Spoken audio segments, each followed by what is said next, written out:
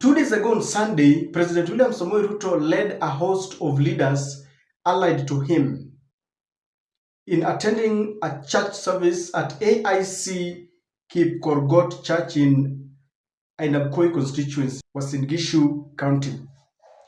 And the Uasin Gishu woman rep, who also doubles up to be the Deputy Speaker of the National Assembly, a lady who needs no introduction, the controversial Gladys Boss Shollei, was called upon because, as always, they're opening this church after William Ruto helped build it. They contributed and it was under construction. So officially, they were going to see the works of their hands amidst rejection of their donation by other churches like the Catholic and Onesapate group. And Gladys Boss Shollei said something in that church that shocked many, that elicited sharp reaction. This is what she said. So when she's here, she's also at home. Karibu.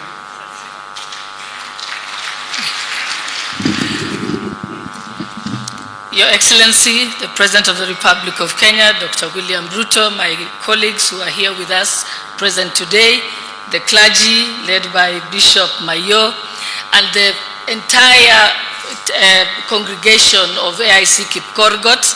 I am grateful to be here to fellowship with you here today. It is a great day, and it's a day that we just give thanks. You know, I'm one of these people, I'm told to speak briefly, I speak briefly. Your Excellency, I'm your loyal foot soldier. When you tell me speak briefly, I speak briefly. If you tell me Gachagua ende nyumbani, Gachagua anaenda nyumbani. So I always follow orders, and I will follow those orders today, and therefore I'll be very brief. I've just come to say thank you, Your Excellency, for supporting this church. I also want to say thank you very much to Honorable Sudi, who spearheaded the construction of this church. Many people did not take her words kindly because it was a shocking revelation. Some people are saying that when God wants to finish you, he will first make you mad. An old man was telling me that God will always use Satan to ensure that you are exposed or destroyed. So people are saying that the Ruto regime is about to be deconstructed, and so everyone is becoming mad. Others are also saying that it is a season of revelation. For those who watch my videos, I told you that if you happen to have been following our African tales, and if you watch our Niger movies, you realize that most of them begin on a very good note. Then in the middle, someone is planning evil against a friend or a relative. Then after the friend or the relative has suffered, it ends with the person who planned mayhem and havoc and this evil against another having a confession before he dies or before he's rescued. And I have seen a lot of confession from the broad-based government, from the UDA government. And this is one of the confessions. This is what Gathoni is saying. Here is the storyline about the Yes team and the honor of the political chessboard. God had to let this out at the pulpit bars. According to Gathoni Mushomba, she only echoes what other sentiments are. She's saying that God chose the holiest platform, a church, for Gladys Boss Shollei to make such revelations. And the reason why I'm repeating this video is because we took this video lightly. But then you scrutinize this video, you will realize that there is more to it. And I want us to look at just 3 aspects of this video that baffles me. And when you look at it very carefully, you'll realize that the vector, the political vector in this country is projecting into a very doomed nation, if this is anything to go by. And as we delve on this, please subscribe to our channel, like our videos, and share the videos if you can. Allow me to thank you in a very special way if you are our returning subscriber or you support this channel in one way or the other. Even if you criticize what we say, we learn by the critics. Thank you very much. Ladies and gentlemen, I want to look at only 3 aspects. Number 1, This is now more than 1,000 times when those who impeached Rigathi Gachagua, having pretended that they were impeaching Rigathi Gachagua because he was tribal, because he was playing shareholding politics, are now coming out in broad daylight. And I'm happy this is happening in the church because people tend to be holier at times when they are in church. And they are revealing that it was not about shareholders' sentiments.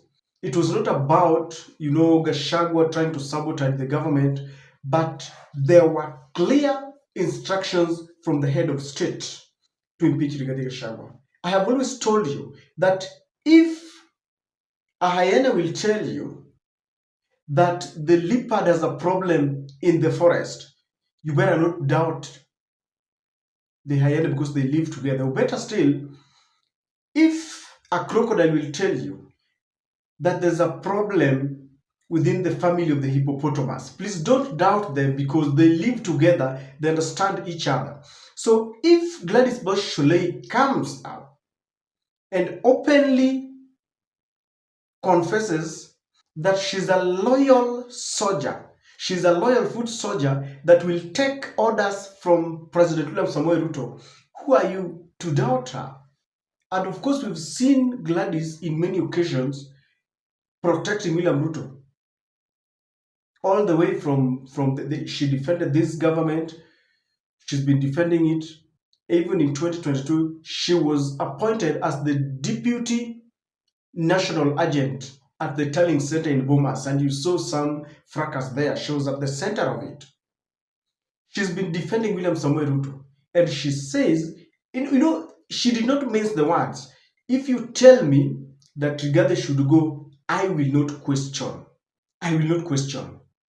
So it goes a long way in corroborating what we have always said, that the person who orchestrated and masterminded the ouster, the impeachment, and the removal of Rigathi Gachagua was William Samoei Ruto.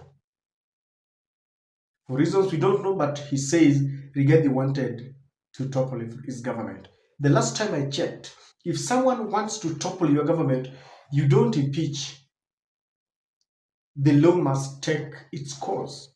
It reminds me of the allegations that someone wanted to kill Wafula Chebukati in Bomas during tallying and verification of the results.